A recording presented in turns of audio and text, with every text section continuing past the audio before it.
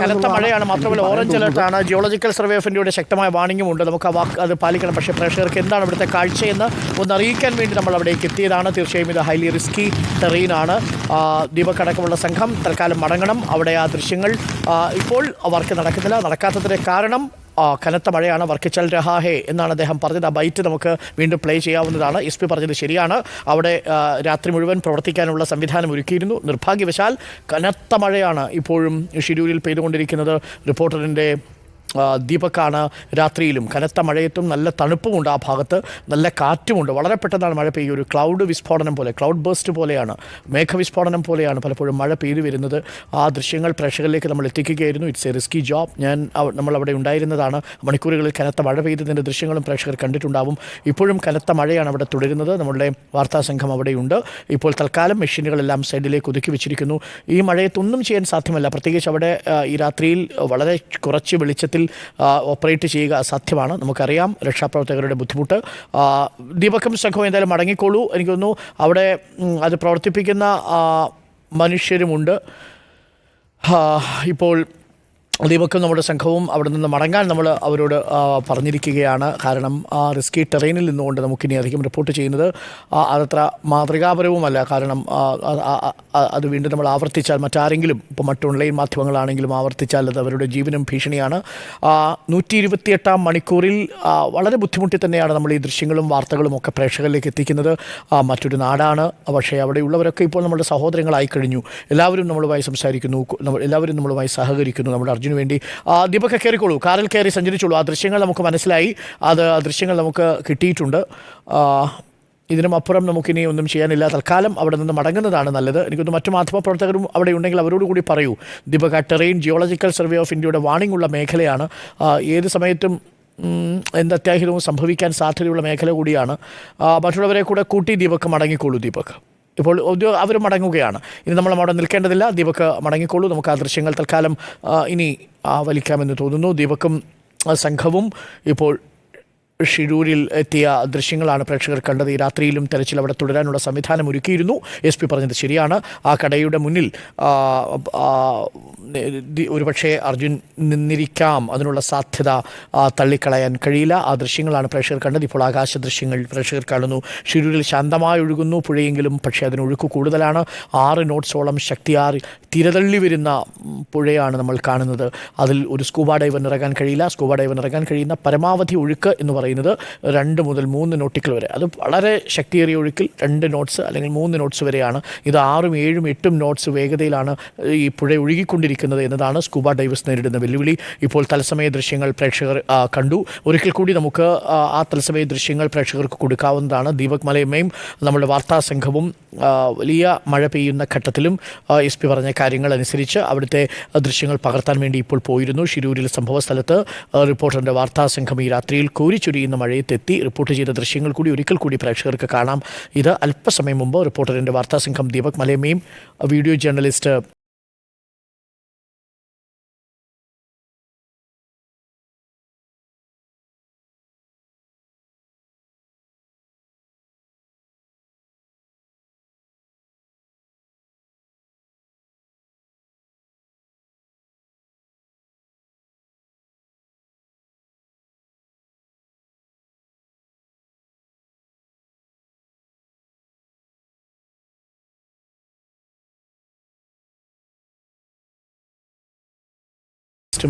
പ്രേക്ഷകരിലേക്ക് എത്തിച്ച ദൃശ്യങ്ങളാണ് പ്രേക്ഷകർ കണ്ടത്.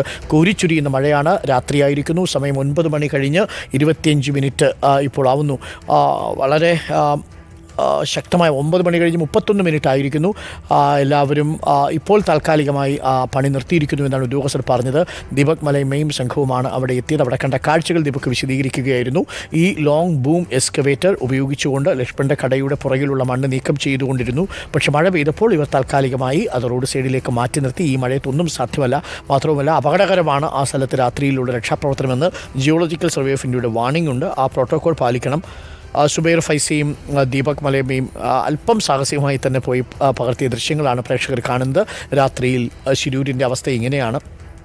ഈ മണ്ണ് വേണമെങ്കിൽ എപ്പോൾ വേണമെങ്കിലും ഒരു ചെറിയ മണ്ണിടിച്ചിലുണ്ടായാൽ ഈ പാറക്കെട്ടുകളടക്കം വീണ്ടും പുഴയിലേക്ക് വീഴും.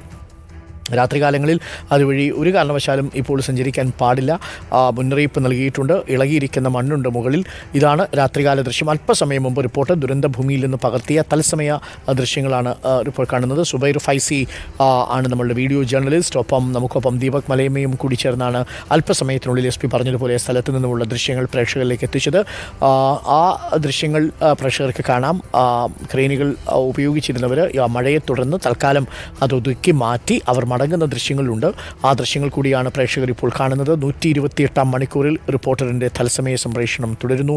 നമ്മുടെ പ്രിയപ്പെട്ടവന് വേണ്ടി ഒരു നാട് മുഴുവൻ കാത്തിരിക്കുകയാണ്. അങ്കോളയിൽ നടന്നത് എന്താണ് എന്നതിൻ്റെ കൂടുതൽ വിശദാംശങ്ങൾ പ്രേക്ഷകർക്ക് അല്പസമയത്തിനുള്ളിൽ നമുക്കൊരു AR പ്രസൻറ്റേഷനിലൂടെ വ്യക്തമാക്കുകയും ചെയ്യാം.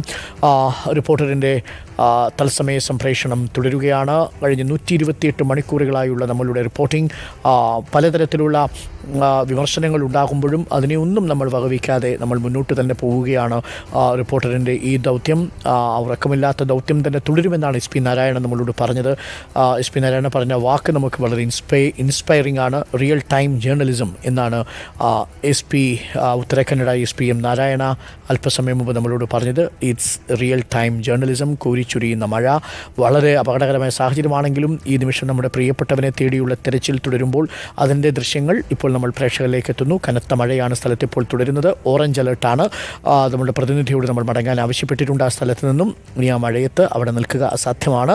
നമ്മളുടെ വാർത്താ സംഘത്തോടൊപ്പം തന്നെ സുബൈർ ഫൈസിയും ഒപ്പം നമ്മളുടെ പ്രതിനിധി ദീപക് മലയമ്മയും ആ സ്ഥലത്ത് കൂടുതൽ ദൃശ്യങ്ങൾ പ്രേക്ഷകരിലേക്ക് ഇപ്പോൾ എത്തിച്ചിരുന്നു. നമുക്കിനി അറിയേണ്ടത് എന്താണ് സംഭവിക്കാൻ സാധ്യതയുള്ളത്. നാളെ ഈ പുഴയുടെ മടിത്തട്ടിൽ നിന്ന് നമ്മുടെ പ്രിയപ്പെട്ടവനുമായി നേവിയുടെ സ്കൂബ സംഘം ഉയർന്നു വരുമോ എന്ന ചോദ്യമാണ് നമ്മൾക്ക് മനസ്സിലാക്കേണ്ടത്. അതല്ല ലക്ഷ്മണൻ്റെ കടയുടെ പുറകിലുള്ള മൺകൂനയിൽ നിന്ന് നമ്മുടെ പ്രിയപ്പെട്ടവനെ തിരികെ എടുക്കുമോ എന്നുള്ള ചോദ്യമാണ് ഏറ്റവും പ്രസക്തമായ ചോദ്യം. ഇപ്പോൾ ദീപക് സംഭവ സ്ഥലത്ത് നിന്ന് മടങ്ങിയിട്ടുണ്ടെങ്കിൽ ദീപക്കിനെ ടെലി കണക്ട് ചെയ്യാൻ സാധിക്കുമെങ്കിൽ ദീപക് അല്പസമയത്തിനുള്ളിൽ റേഞ്ചുള്ള സ്ഥലത്തേക്ക് എത്തും. ഇത് റേഞ്ചുള്ള സ്ഥലം ഒരു 100-150 മീറ്റർ ഒട്ടും റേഞ്ചില്ലാത്ത ഒരു പ്രദേശമുണ്ട്. നമുക്കിതിൽ ദീപക്കുമായിട്ട് നോക്കാം. ഇപ്പോഴും സ്ഥലത്ത് മഴ തുടരുകയാണ്. ഏറ്റവും നിരാശ നൽകുന്ന ഒരു പ്രധാനപ്പെട്ട ഘടകം ഈ എല്ലാ തയ്യാറെടുപ്പുകളും നമ്മൾ നടത്തി വരുമ്പോഴേക്കും നിർഭാഗ്യവശാൽ മഴ വരുന്നു, വലിയ കാറ്റ് വരുന്നു. മഴയും കാറ്റും കൊണ്ട് നമ്മൾ വല്ലാതെ തകർന്നു പോകുന്ന അവസ്ഥയുണ്ടാകുന്നു. രക്ഷാപ്രവർത്തനം അതിൻ്റെ ദിശ തെറ്റിപ്പോകുന്നു. ഇടയ്ക്ക് നിർത്തേണ്ടി വരുന്നു. 11ാം നാളിലേക്ക് പോകുന്നു. ഈ സൂര്യൻ അസ്തമിക്കുമ്പോൾ ആ പ്രതീക്ഷ പൂർണ്ണമായും അസ്തമിച്ചിട്ടില്ല. ഇന്ദ്രബാലൻ കൊണ്ടുവന്ന ഹൈബോ ഡ്രോൺ ഉപയോഗിച്ചുള്ള വളരെ സ്പെസിഫിക് ആയിട്ടുള്ള ലൊക്കേഷൻ മാർക്ക് ചെയ്ത് കിട്ടിയിട്ടുണ്ട്. 80% സാധ്യതയെന്ന് ശ്രീ ഇന്ദ്രബാലൻ നമ്മളോട് പറയുന്നു. അവിടെ നാളെ സ്കൂബ ഡൈവേഴ്സ് ഒഴുക്ക് കുറവാണെങ്കിൽ ഇറങ്ങും. പക്ഷേ 4 നോട്ട്സിൽ കൂടുതലാണെങ്കിൽ നാളെയും സ്കൂബ ഡൈവിംഗ് സാധ്യമാവില്ല. ആർമിയിൽ നിന്ന് ലഭിച്ചിരിക്കുന്നൊരു ഇൻപുട്ട് നാളെ ഒരു ആങ്കറേജ് ഉപയോഗിച്ചുകൊണ്ട് അവരും ഇതൊരു മിഷനായി, ഒരു ചലഞ്ചിങ് മിഷനായി നമ്മുടെ ആർമിയും നേവിയും ഏറ്റെടുത്തിരിക്കുന്നു. വളരെ പ്രാഗൽഭ്യം ലഭിച്ചവരാണെങ്കിലും പ്രതികൂലമായ കാലാവസ്ഥയാണ്. പ്രിയപ്പെട്ടവരെ, 128 മണിക്കൂറിലേക്ക് നമ്മൾ കടക്കുമ്പോൾ 10 ദിവസങ്ങളായി ആ മണ്ണിനടിയിൽ, ആ പുഴയുടെ അടിയിൽ, പുഴയുടെ അടിത്തട്ടിൽ അവൻ ശാന്തനായി ഒരുപക്ഷെ ഉറങ്ങുന്നുണ്ടാവും നമ്മുടെ പ്രിയപ്പെട്ട അർജുൻ. അവനെ തിരികെ എത്തിക്കാനുള്ള ശ്രമങ്ങൾ പലതവണ പല ഘട്ടങ്ങളിൽ പാളിപ്പോയെങ്കിലും ഒടുവിൽ ഇപ്പോൾ എല്ലാ മെഷീനറിയും സിസ്റ്റവും ഒരുമിച്ച് വരുമ്പോൾ അവനെ നമുക്ക് കിട്ടുന്നില്ല. ഇതെന്തു വിധി എന്ന് നമ്മൾ പലപ്പോഴും ചോദിക്കുന്നത് പോലെ പ്രകൃതി ഒരുക്കിയ തിരക്കഥയ്ക്ക് നമ്മൾ ഒരുക്കുന്ന രംഗം ഒരിക്കലും അങ്ങോട്ട് ഫിറ്റായി മാറുന്നില്ല എന്നതുപോലെ നമുക്കവനെ കണ്ടുകിട്ടാൻ പ്രാർത്ഥിക്കാമെന്നല്ലാതെ മറ്റെന്താണ് ചെയ്യാൻ കഴിയുക. ഈ രാത്രിയിൽ നമ്മളും ഇന്ന് ഉണർന്നിരിക്കാൻ തീരുമാനിച്ചതാണ്. പക്ഷേ രക്ഷ ഇപ്പോൾ ഈ പ്രവർത്തനം തെരച്ചിൽ തൽക്കാലം നിർത്തിവെച്ചിട്ടുണ്ട് എന്നുള്ളതാണ് വളരെ ആശങ്കപ്പെടുത്തുന്ന ഒരു വാർത്തയാണ്. നാളെ ഓറഞ്ച് അലർട്ടാണ് എന്നുള്ളത്. ഓറഞ്ച് അലർട്ടാണെങ്കിൽ തീർച്ചയായിട്ടും ഇപ്പോൾ ദേശീയപാത 66 വഴി മറ്റു വാഹനങ്ങൾ കൂടി കടത്തിവിടാൻ പോകുന്നു എന്ന വാർത്ത കൂടി ഇപ്പോൾ പ്രേക്ഷകരിലേക്ക് എത്തുകയാണ്. തിരച്ചിൽ തുടരുമ്പോൾ അതേസമയം വലിയ സമ്മർദ്ദമുണ്ടായിരുന്നു.